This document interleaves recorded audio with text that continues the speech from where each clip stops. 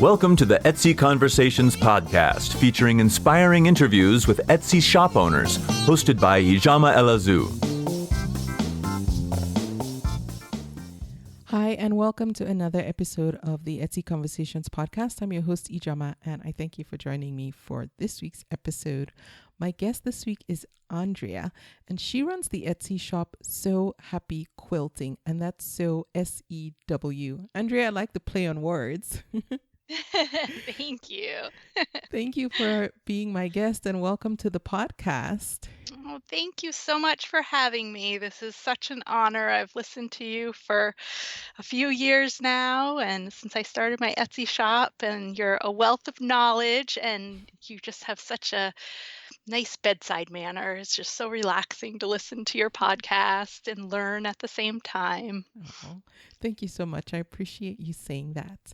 So Sure. before we get into our conversation, can you tell us a little bit about yourself and how you first discovered Etsy? Sure. I am a Vermonter in cold New England, and so quilts are something that I just have grown up around. And I first learned to quilt in high school, and I took a quilting class there, and I've just been bit by the bug ever since. And so, yeah, I've always dabbled and, quilted on the side. But yeah, I went to school to be a paralegal and did that for a few years. And then I had 3 children under the age of 4 years old. So I put my paralegal career on hold and spent good number of years as a stay-at-home mom with my 3 little ones. And then once my youngest entered kindergarten, I decided that at their elementary school, I would substitute teach there, so that I could still have the same hours as them and leave school at the same time they were in the afternoon and everything. So I ended up doing that for 10 years, and then. In 2017 is when I decided to open my Etsy shop, and it was 2017 that I actually made my first purchase on Etsy as well. So I had heard my friends talk about getting real cute, personalized items off Etsy, and so then I went on and purchased a couple things, and then I was so impressed with just the layout and the quality and how personalized things could get, that I knew that was where I wanted to start. So yeah, it was 2017. So I feel like I did things a little backwards. A lot of Etsy sellers are, when they first become parents, they want to stay home and have a little side hustle that they could do while their kids were little. But yeah, with 3 kids under the age of 4, I wasn't getting anything done. so Right. so I sort of waited until they were more independent, and so now they are all 3 of them are teenagers, and I feel like it was my time to Right. think about what's my passion? What do I want to do with my life? So Yeah. I knew instantly quilting was what has always spoken to me. So Right when you decided to start thinking about doing something for yourself, did you initially think you just wanted to just devote more time to your hobby, or was your first thought truly to start a business? Um, it was definitely starting out more of a hobby. I think I realized I had a bit of a fabric addiction. So for me, I loved quilting so much, and so I'd always be going to the fabric store. Well, then. You can only have so many quilts in your own home Yeah.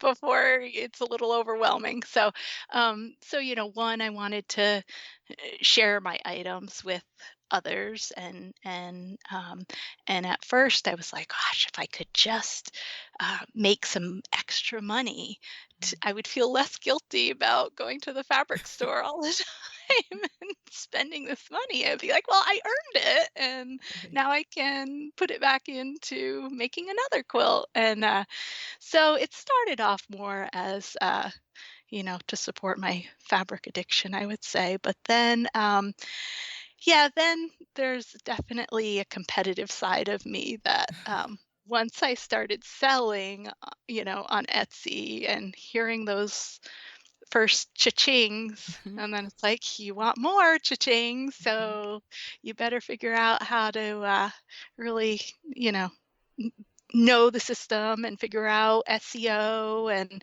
Yeah. so I really just went all in. And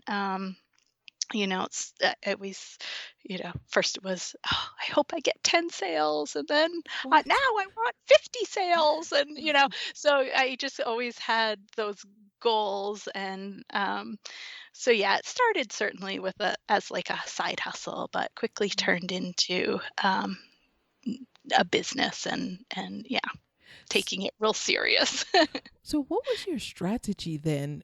Because it sounds like you were kind of methodical when you decided you wanted it to grow. What were some of the things you initially decided to focus on when growth became your goal? The main thing was SEO. Okay. At that time, I had no idea what what I was doing. and Right. and so I thought, well, I am going to do it. I'm going to invest in um, an SEO, tool. Okay. And I did use Marmalade for, I think, the first year, and then more recently, I've gone on to eRank. And I love typing in searches, and for keywords, and researching that. I can do that all day long, so I really enjoyed that part of it. And then I just knew I needed to really research how to write a really good description, and a layout that was easy for people to quickly browse through the description. And photos, certainly the photography was a big a big part that I needed to focus on, because yeah, I cringe at I cringe when I look back at my first few photos. Don't we all? Gosh. So yeah, those were, I think, the main stepping stones that I knew were my focus, that I really Okay. had to work on.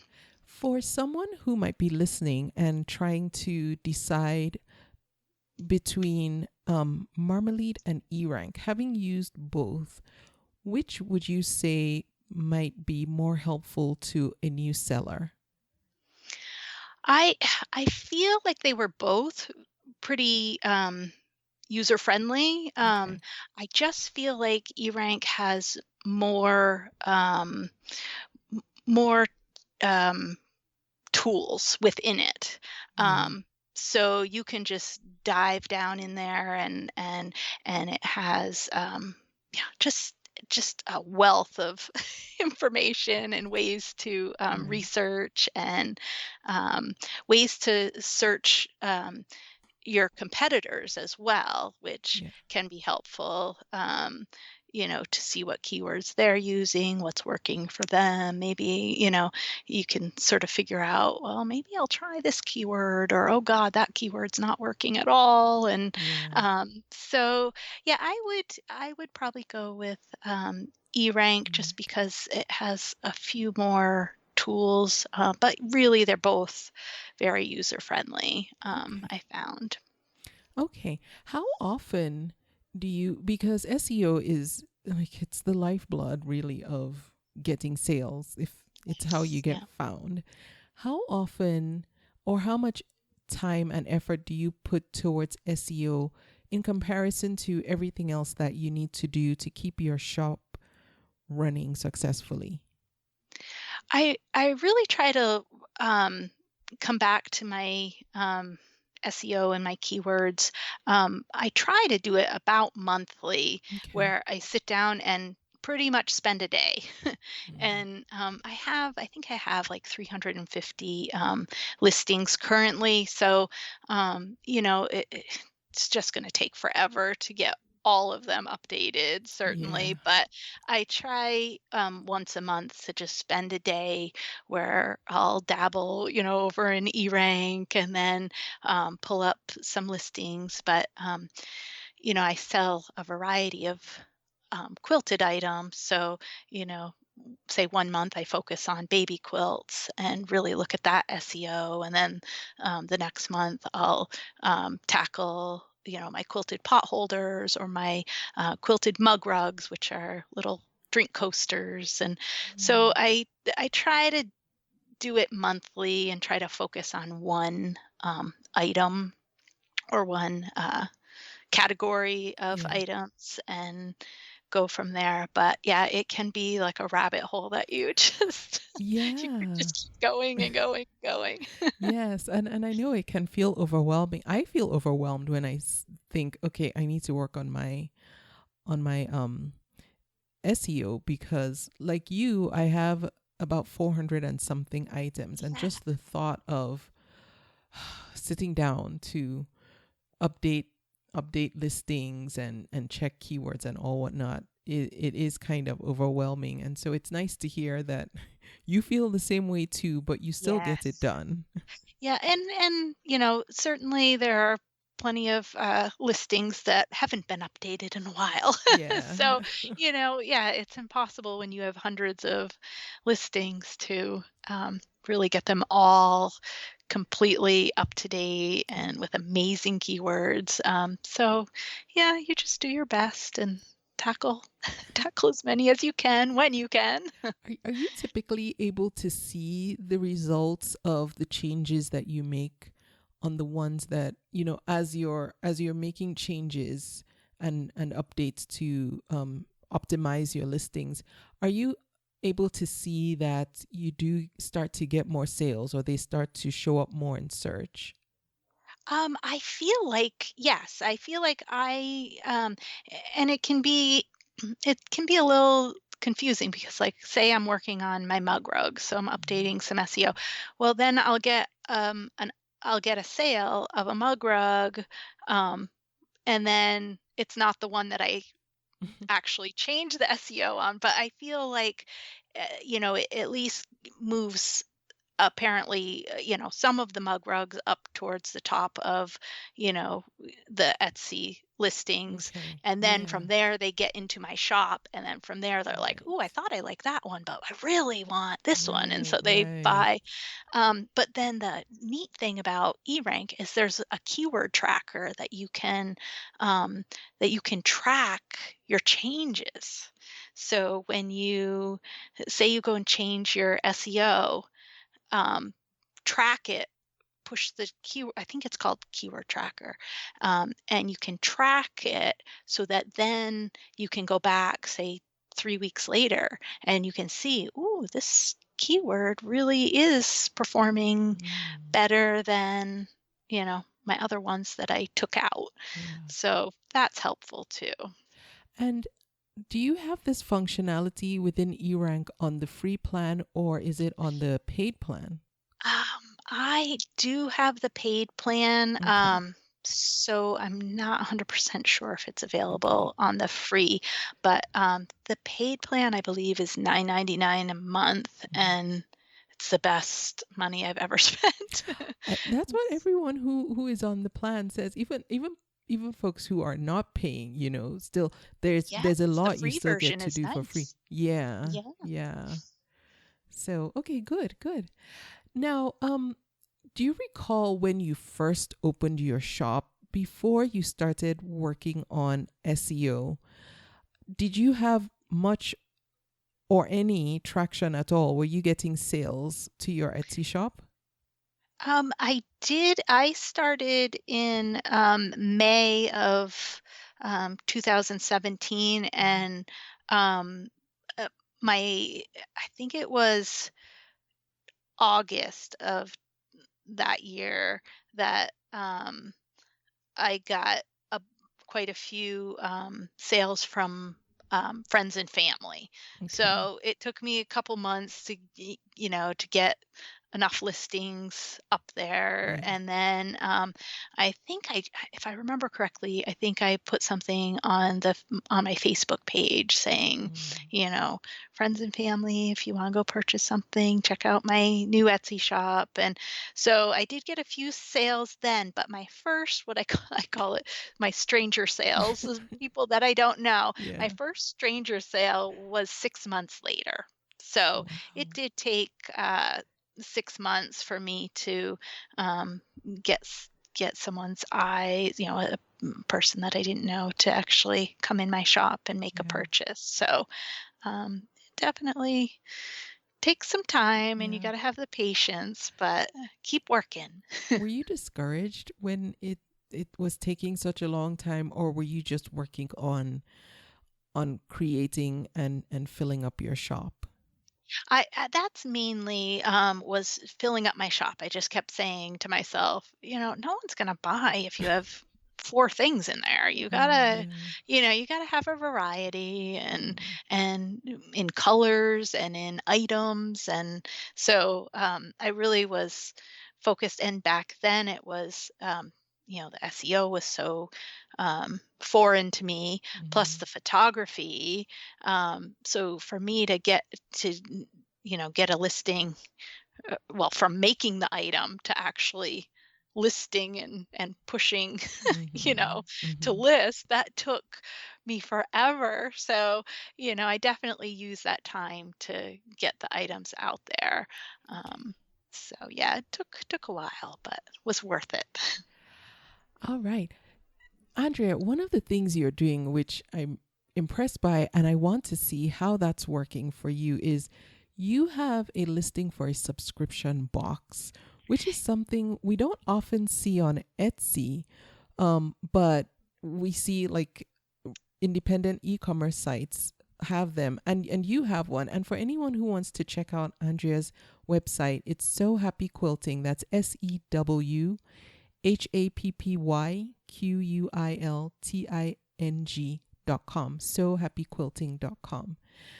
But you have a listing for a subscription box for batik fabric. How does that work on Etsy? So on Etsy, it's a subscription box so that you can do, you know, well, you could either do the 1 month, or you could do the 3 months. That 3 and 6 months seems to be the most popular. Okay. And I have a bunch of batiks. So I cut them up into their fat quarters, which are 18 inches by 21-inch um, rectangles, Mm-hmm. pieces of fabric, and I bundle them all up, and tie them up and put 7 of them together.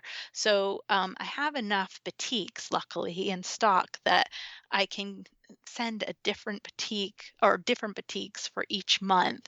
And so I Okay. just send a variety, um, but I have these cute little boxes that I got through Uline, that I just, when I get an order in, I reach out to the buyer and just say, I mail out the middle of the month, so around the 15th of every month is when I mail out a subscription box. And if you have, you know, like a particular, do you like brights, or do you mostly like Mm. neutrals and earth tones? And I try to accommodate, but it's hard if someone orders 6 months worth. I can't do all earth tones for Yeah. all 6 months. So Yeah. I give them a nice variety so that they really will have um, a nice choice and a nice chunk of fabric to work with, to make a quilt or table run or whatever they want. So Yeah, it seems to be really taking off my subscription boxes. And when I get an order in, I use those boxes and I actually physically box them up and store them in a safe spot in my home Mm. with the person's name and address written in pencil on the top of the box. So they're all tied and beautiful Mhm. and boxed up and ready to go so that I know the 15th of every month I go and I grab all my, boxes and run them down to the post office and Wow. off they go. So it really is, it's pretty smooth. At first I was a little nervous, but I know, starting out 99% of my items were one of a kind. So to get that momentum going on Etsy is, you sell one of a kind item and it's gone And it's forever. gone. Right. Yeah. So you don't get that traction. Yeah. Um, so these fat quarter bundles that I sell, quilters are just loving them. I've got a variety. I love batiks, so that's sort of probably what I have the most of, but Mhm. I have a bunch of coordinating bundles as well that I sell. And so those, at least I can get a little bit of traction going. And I have a batik. Batik fat quarter bundle of fabric that is a grab bag. So that's sort of similar along the same lines as the um, subscription box. And Mhm. that's what gave me the idea because those were so popular, the Okay. grab bags, that I thought, Oh, well, okay. gosh, I could do similar, do like a grab bag, but mail them out every month to the same person and give them a variety every month. So those have really helped, I think, propel Mm. my shop is to finally be able to get some traction. Yeah. Um, And I know that's one of the struggles for sellers of one of a kind items. So, a lot of vintage sellers or certain types of supplies, because it's hard to get traction even when you run ads. Because when you run ads and you figure out what um, keywords work, what tags work with or without ads, once it's gone, it's gone. And every exactly. product you sell, you have to start from scratch. So this is a good idea for anyone who might have products that lend themselves to this model. How do you do the payments? Because Etsy doesn't have a system in place for recurring payments. How do you set up the payments? So they pay up front. So they Okay. pay the whatever the subscription that they want. So if they want the 3 months or the 6 month, they pay that price up front. And then, but yes, that was what I would love to see Etsy do, is to be able to do that Right. like monthly Right. because yeah, I mean, people have to trust, you know, I was just that about to say, seller. right. They have to Um, trust you. yeah. And that's the good thing about Etsy too, is I think 99% of the people on here they want those good reviews. That's Yeah. all we want is Yeah. just to, please people. And Yeah. so, the lines of communication from the start of when someone purchases a subscription box, I'm just, very open with them, and you guys can Mm. reach me anytime. Here's Right. my contact information.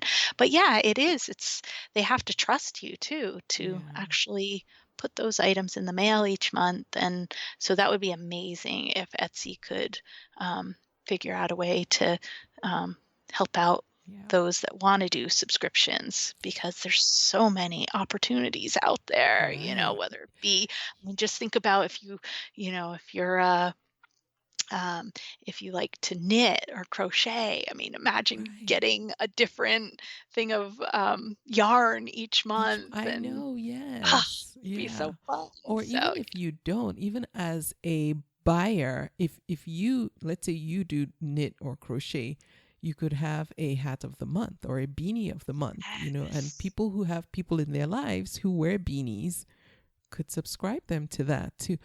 there's so much opportunity for subscriptions. Yeah. Is it something that you might consider doing on your e-commerce website at some point in the future? Yes, I would love to do it over on my Shopify site. Mhm.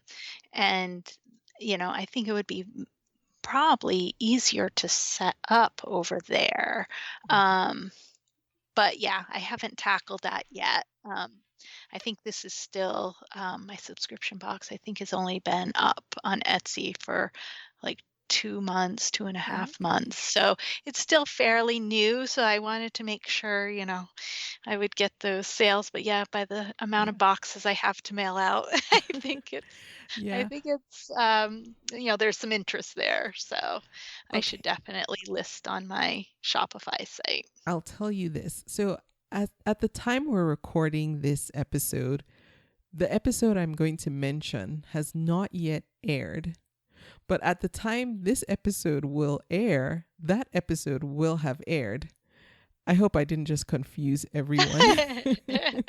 But I'll make it simple. Episode 297, I interview Irene Kwong of Simply Gilded, and she did exactly this. And so it would be really nice to listen to how she um, evolved from, selling one-offs to now having a really successful subscription-based business. And she Oh, still sells individual items, but her subscription box line is just, blown through the roof.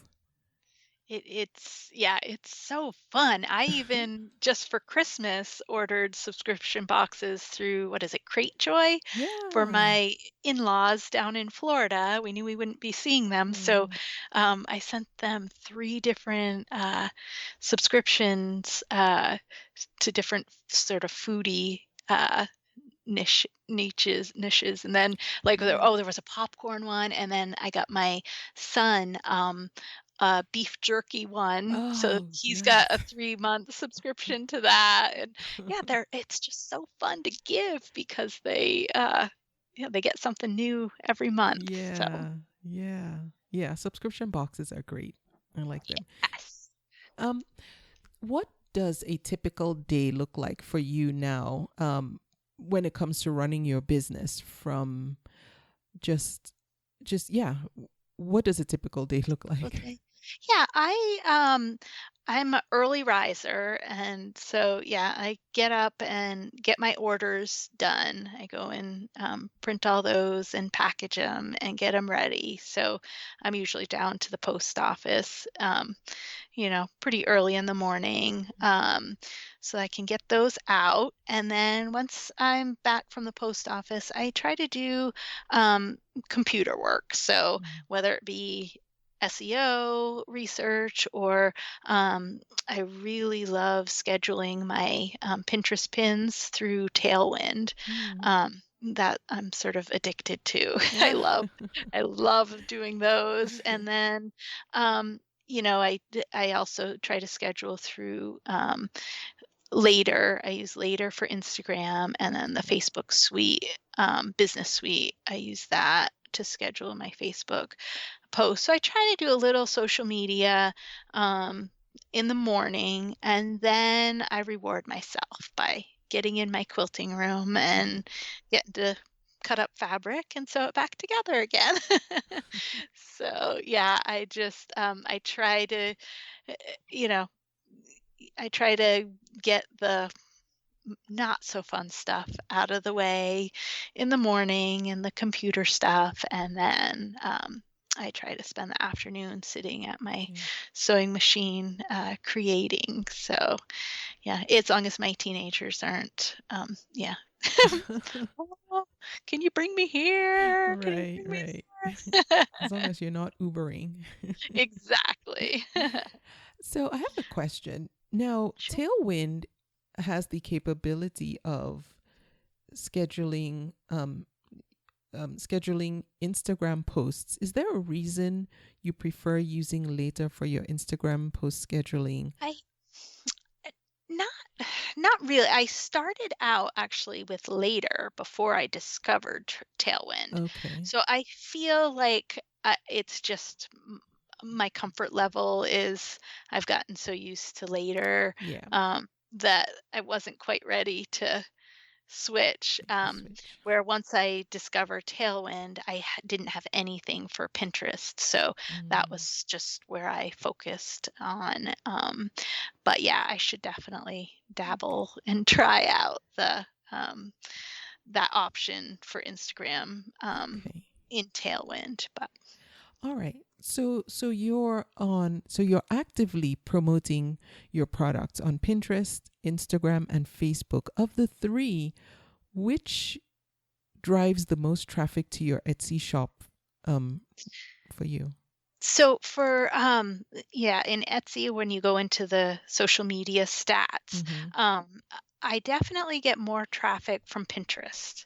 Okay. So I actually I pulled up recently with it being when we're recording this, it's December, the end of December, so I'm sort of doing all the end of year Okay. stuff. And so I pulled up for this year, and it's really like 11% is Pinterest, which isn't a ton, but then it drops down from 11% over the whole year.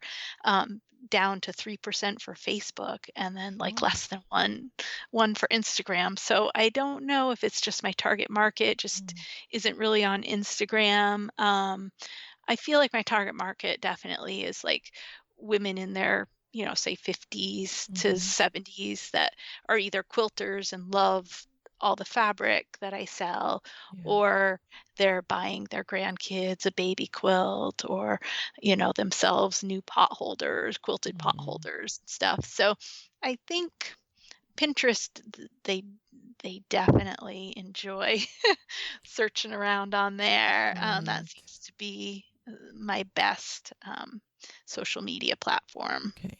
And it helps that Pinterest allows you to create direct deep links into your shop, like into to direct products, as opposed to Instagram that gives you the, I mean, unless you have over 10,000 followers, Right. but Yes. Instagram gives you just that one link. and Yes. and And once people get to Etsy, it's distractions galore. yes, exactly. Yeah. And Pinterest, they're evergreen.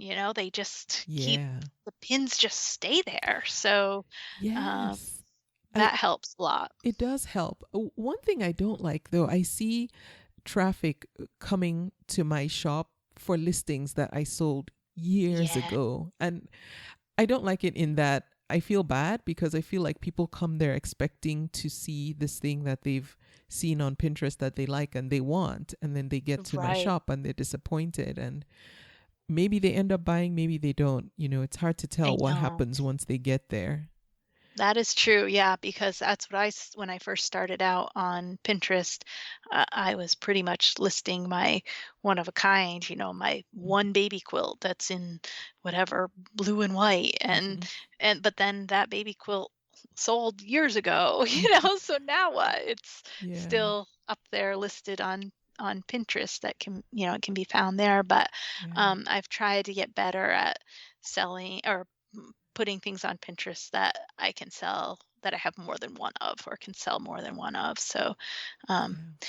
but yeah, you're right. The ones that are just one of a kind, when they're gone, they're gone. Yeah. Yeah. And what I noticed, because I've followed some of my pins that where I've sold the product already, and Etsy is so Etsy shows them other similar items, not necessarily similar ones in my Yours. shop, but just Yeah. across the platform. And it makes sense because they just want that person to buy something, buy anything, Yeah. if since I've been a disappointment, I know. yeah, so Frustrating though. yeah. Yeah. um so how much time do you actually, no, not time, but in addition to promoting your shop on social media, you also have your independent website. How do you combine the two, and I would assume that because Etsy is so busy for you, it probably gets more of your attention. But what are your plans with your e-commerce site? Yeah, I still am pretty new with my e-commerce site. So Mm. I'm a little intimidated still. Like, how do I how do I actually, do this and grow my following Yeah. on there? I mean, I have an email list, but I'm not wonderful at um sending my emails consistently. So, um, I think my comfort level is definitely with Etsy. So, Yeah. um, and that's where I get the most traffic. It's keeping me the most busy. But yeah, I ideally would love to list more of my items in my standalone website and hopefully grow that. Mhm. But yeah, I think I had started out really focusing this summer when I opened my e-commerce site. I really was full bore into that, and Yeah.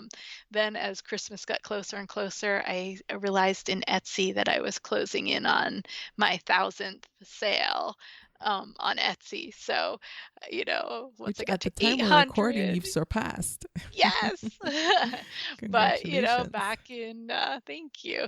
Back in October, I'm like, "Ooh, could I do that? Could I actually reach 1,000 sales by the end of the year?" And so then I sort of put my e-commerce site on the back burner, and I was Yeah. just focused on, how can I get to 1,000, Yeah. which, yes, I did it just in the nick of time, which was exciting. So now Yeah. I need to focus back on my e-commerce Yeah. and get that growing. Well, Andrea, I have a curious question for you. Sure. So, regarding your e-commerce site, and I don't think I've asked anyone this before. I think a lot of us as sellers know it's like the next logical step, or feel Yeah. it's the next logical step. Specifically for you, what was the reason you decided to open an e-commerce store if everything was going well on Etsy?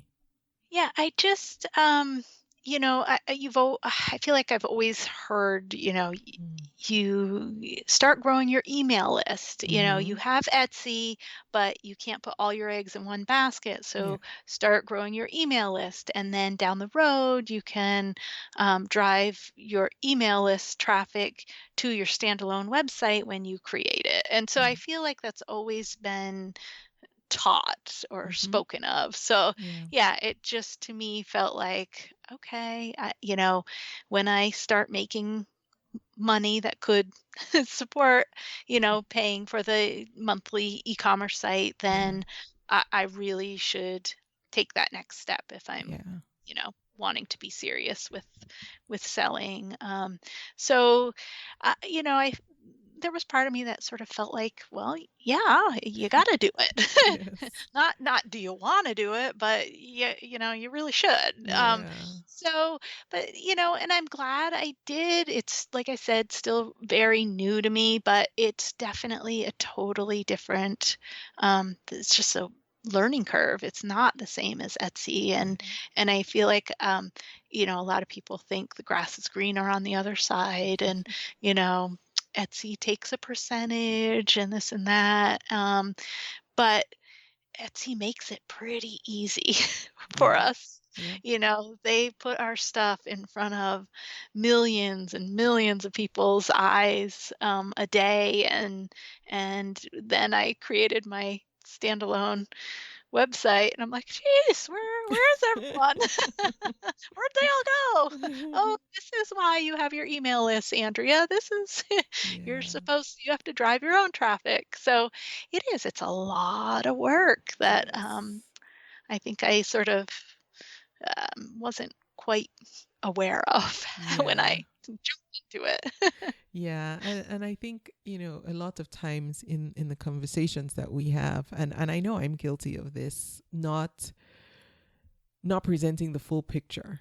Yes, it's good to not have all your eggs in one basket, but there's a price to pay, and not just the subscription price for Shopify or Big Cartel or wherever you choose to set up your e-commerce websites. In time and dedication to nurturing what you're growing over there, because it is one thing to set it up and have it there and say, I have it. But if it's not doing anything for you, then it's kind of a waste. Right. I feel like it's sitting there, Yeah. and I'm paying for it, but where are the people? So it's definitely a learning curve, and I've got to tackle that in 2021 and start figuring out how exactly to drive more traffic and make it the best that it can be, Yep, I hear you. Okay, so speaking about driving traffic, have you ever dabbled in ads, Etsy ads, offsite ads on your own, or are you purely relying on organic traffic? I reached the threshold that now offsite ads is not a Option. choice. Well, So congratulations. So thank you. So I have been doing the offsite ads, and I would say, like, on average, for every dollar spent on the offsite ads, I'm making $10. So That's you're good. that's pretty good. But as for Etsy ads, not so good. I definitely I spent the year really playing around with it and thinking, well, I'm not going to just stop. I'm going to keep playing with it. So, spend 3 weeks at $1 a day, and then that wasn't working. So I'd up it to $8 a day for, 3 weeks or so. And then that wouldn't work. So I'd do $12, So over the year, I did not do so well with Etsy ads, Okay. maybe, maybe for every dollar spent, I made like $2. So, Good. I was making some money, but it, I feel like they definitely took a big chunk for what I made over the course of the year. But it's not so right at the moment. I'm not doing Etsy ads. And I feel like I started to see this year, once I started to gain some momentum with my items that I could sell more than one of, and work on my SEO and my photography.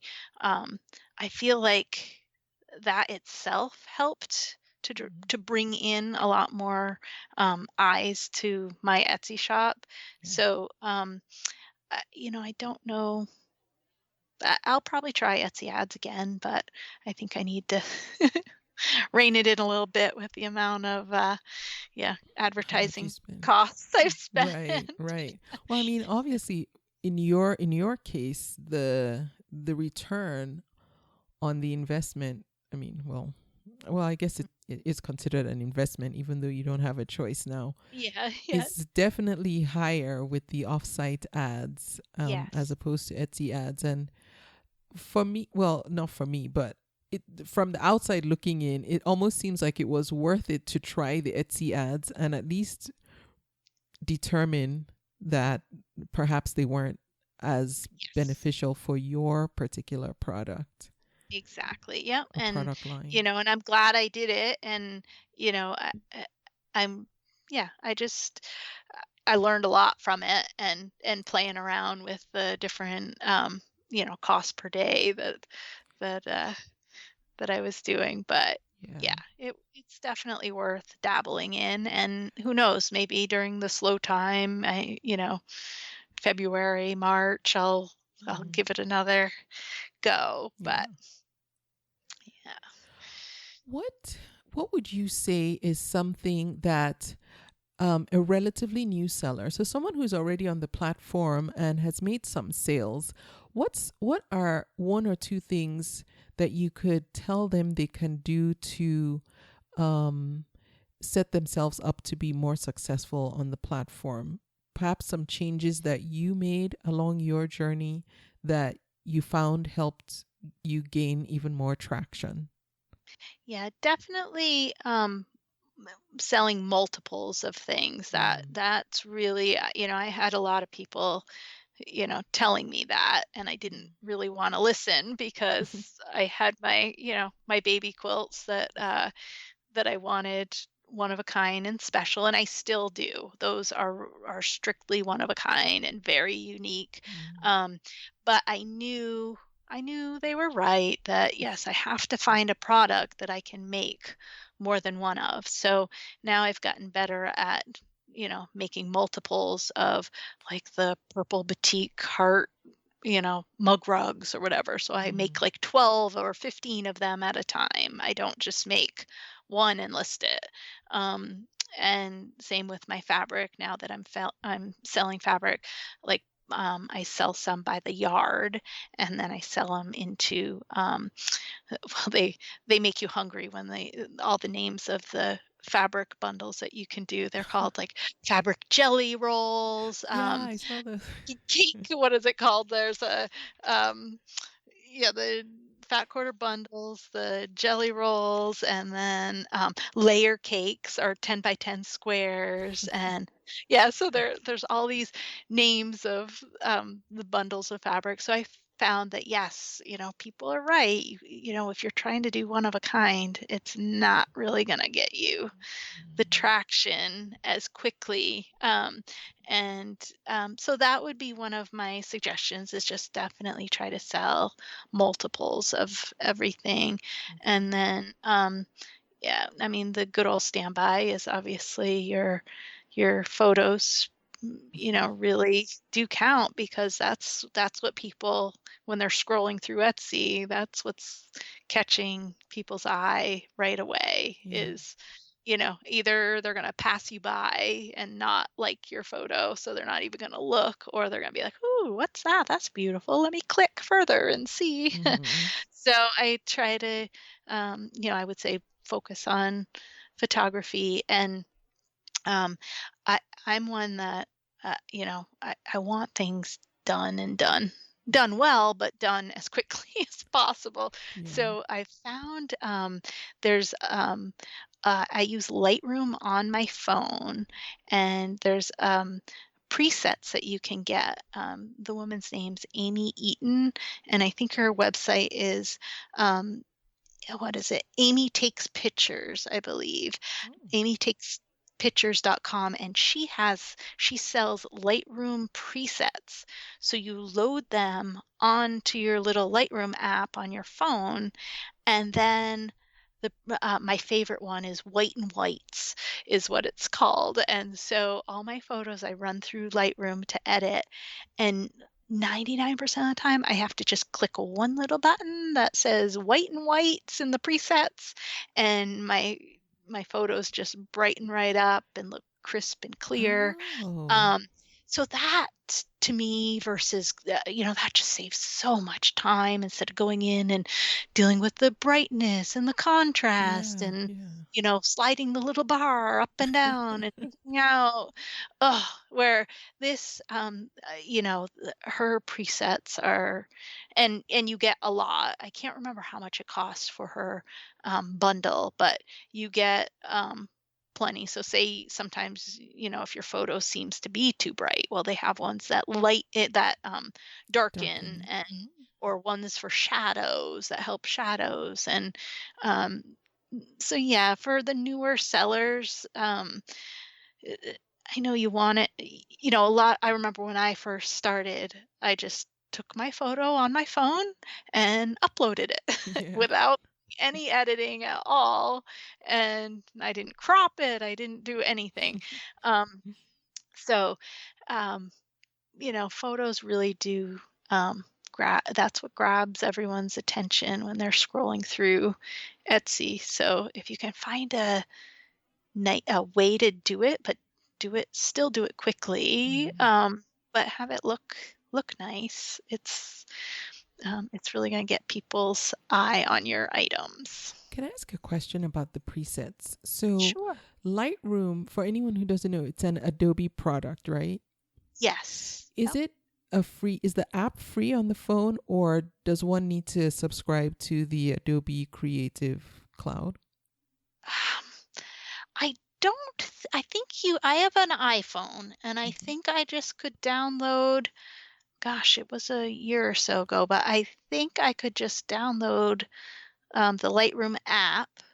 And Okay. then I obviously paid Amy Eaton for the presets, but gosh, I don't think there was a fee for that Okay. to download, but I could be wrong.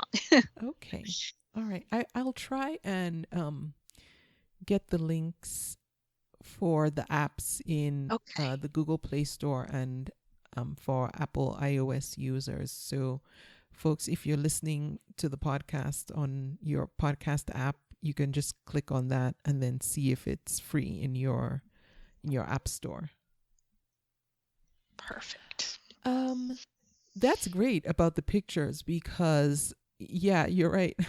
I chuckled when you said playing on your phone with the brightness and then the contrast and then sliding the Yes. because I've done that so many times. I know it's nice to just push one button and download that, and yeah. So does that mean you use your phone for all your photography? I do, yes. Okay. Yeah. Nice. Yeah, I just got a new phone for Christmas, so I'm Ooh. excited to take even more photos. Yeah. Makes it more fun. Yes. So you mentioned earlier a feature that you would like Etsy to incorporate at some point. And one of the things I noticed, and I meant to ask this earlier actually, on your Etsy shop banner, I like how, and is it, yeah, it's the banner. I always mix up the cover and the banner. Yeah, the banner, the bigger Yeah, the bigger one. one. I like how you have a scrolling banner and it's full of information and product photography.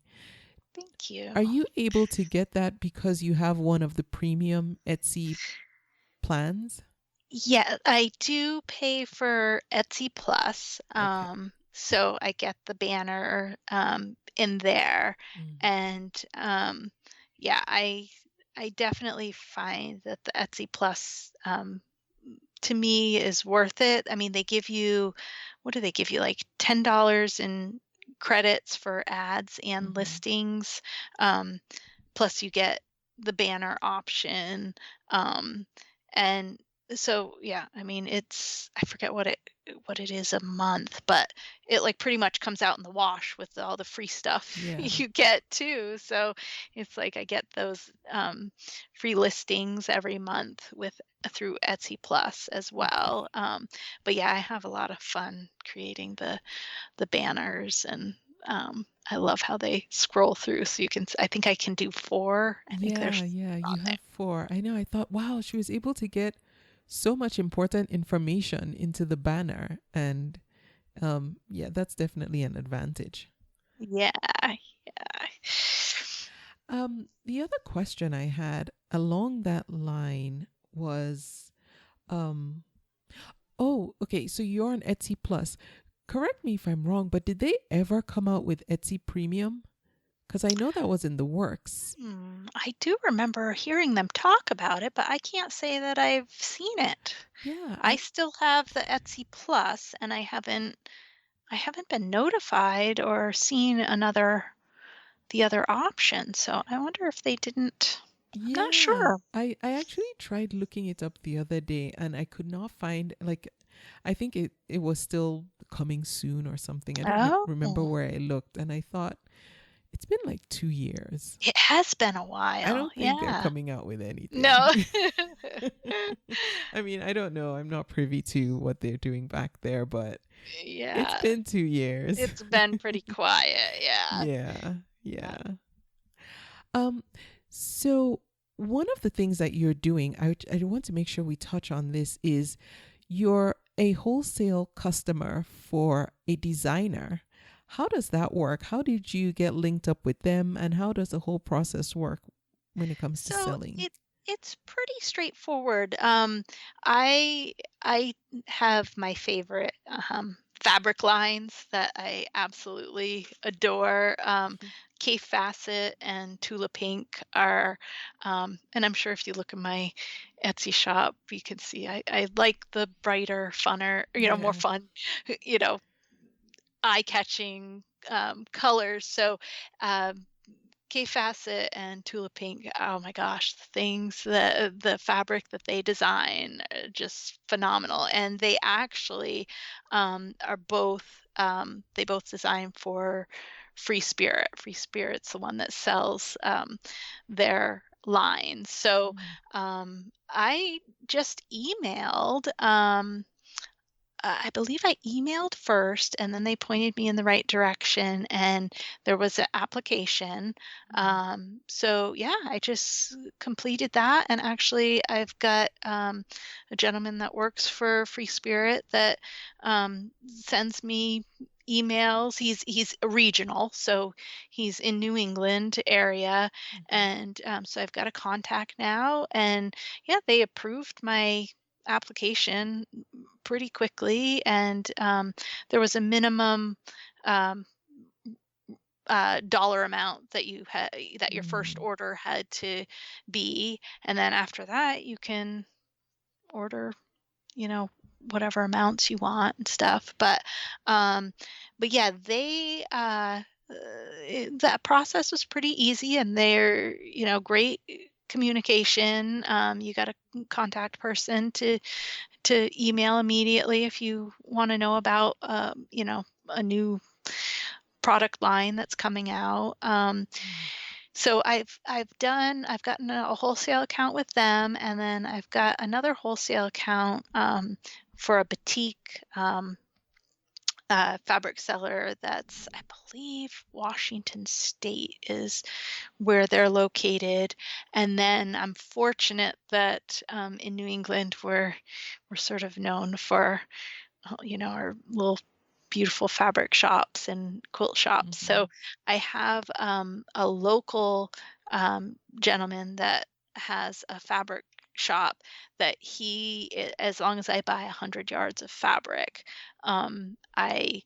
I get a discount, a nice wholesale um, discount for Okay. that, and that's just within driving distance. So on a whim, Okay. I can load up my daughter and say, "Come on, you're helping me today. Off we go," and we load up 100 plus. I usually always end up with way more than 100 yards too. So the guy loves seeing me come in because I just keep buying and buying. But Yeah. yeah, so I have really the three different fabric contacts that I can reach out to and get some wholesale prices. So that's been a huge lifesaver because for the longest time, yeah, I would just go to a normal quilt shop and pay full price for a Okay. yard of fabric, $12 a yard. And, Wow. and then you don't, the amount of time that you put into making a quilted item. And yeah, I definitely needed the wholesale option.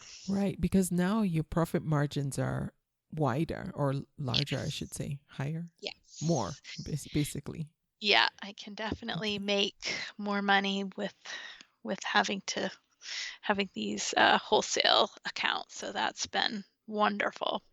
Do you know if when you have a wholesale, like the wholesale relationships you have right now, do you know if they have any stipulations that limit the number of sellers on one platform? So maybe only a certain number of Etsy sellers can contract with them to buy from them, so that the marketplace doesn't get flooded with all the same or The same similar? stuff. Yeah. Yeah, I'm not really sure. I know the companies that I've gotten accounts through, it's been a pretty simple process, but they Okay. definitely do their research too. Like the Free Spirit, when the gentleman called me back and said, you've been approved. And, he went on and on about, I checked out your Etsy site. I see Oh, that you're selling this and selling that. And I think, would love to have you on board. And so they definitely look into who they're selling to because okay. he totally knew a lot about my site and what I sold. So I'm sure they do their Oh, research. interesting. Oh, that's good to Yeah, know then. At least it's not, free for all. exactly. Yeah. Cool. Oh, Andrea, I didn't ask you this beforehand, but do you have an Etsy shop shout out? So maybe another store that you like to shop at or another seller that you just want to send some love to? Oh, I would love to recognize two. Yes. One is called Vermont Cabin Gallery, and her name's Jen Boucher, and she lives in Vermont with me, and our boys are dear friends. They're hunting and fishing and, outside together all the time. Great woman. And she just recently opened her Etsy shop, Vermont Cabin Gallery, What does she sell? and it's photography. So she takes beautiful scenic photos. Mm, Obviously, living in Vermont, there's a lot of New England, but yeah. a lot of animals and birds, and the most gorgeous photography. And yeah, she does. Uh, there's definitely framed ones that you can buy, but she's starting to get into, um, you know, having them printed on other things. Like she does note cards and everything. Oh, nice. So yeah, if you wanted to check her out. And then my second one, she doesn't know this. She doesn't know who I am, I'm sure, but I love getting inspiration from Rock Baby Scissors. Um, like I said, I love bright, colorful things. And every time I look at something beautiful and colorful, it makes me smile. And her shop, she does a lot with fabric as well. And she makes a lot of like purses and pouches and bags. And I ordered a bag from her. I think it was probably 2 years ago. I got to pick out my fabric that I wanted. So she has a link to Spoonflower. Is that what it is? I think Yeah, that's what yeah. Spoonflower. And so I got to go on there and pick out my fabrics and then just share the links, choose on there. And she designed this beautiful crossbody bag for me it's beautiful fabric. And her stuff, you look at her site and you could just stay on there for days Oh, looking nice. at the designs, and she's beyond talented. So yeah, that's Rock Baby Rock Scissors. baby scissors. Okay. Yeah. So I will make sure that I link to both of these shops so folks can go check them out. I just pulled up Rock Baby Scissors because I wanted to look at her name. It's Christy. Christy. Okay, Yes. yes. Okay. So I will link to Vermont Cabin Gallery, which is Jen's shop, and Rock Baby Scissors. And Wonderful. Thank you. yeah, so folks can check them out and let them know that Andrea sent you. That's right. Andrea, what's the best way folks can connect with you if they want to stay in touch or just check out what you have going on? Sure. Both my Etsy, Pinterest, Instagram, and Facebook are all So Happy Quilting VT. The VT is for Vermont, so you can find me there. I actually spend quite a lot of time on my Facebook page, the So Happy Quilting VT page. So you can message me there, and I'm pretty quick getting back to you on there. I not on Instagram as much as I probably should be.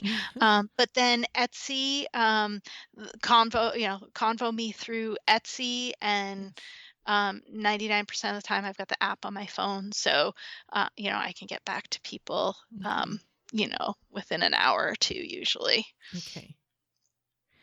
And of course, your website. Yes. My website is sohappyquilting.com. So you can email me at info@sohappyquilting.com. And my website, you can check out things on there and contact me that route. And I have a blog on there that I'm trying to get better at, at posting more frequently. Yeah, I saw that. It takes time and effort, as you know. It's always going to be a work in progress, so don't be hard on yourself. Okay. Andrea, thank you so much for being my guest on the podcast. Thank you for sharing your story and just how you've grown your Etsy shop in right now, about just over 3 years. And it's still growing, and you're expanding, and I'm excited for what the future holds for you. I would love to have another conversation with you just to catch up if you're open to that.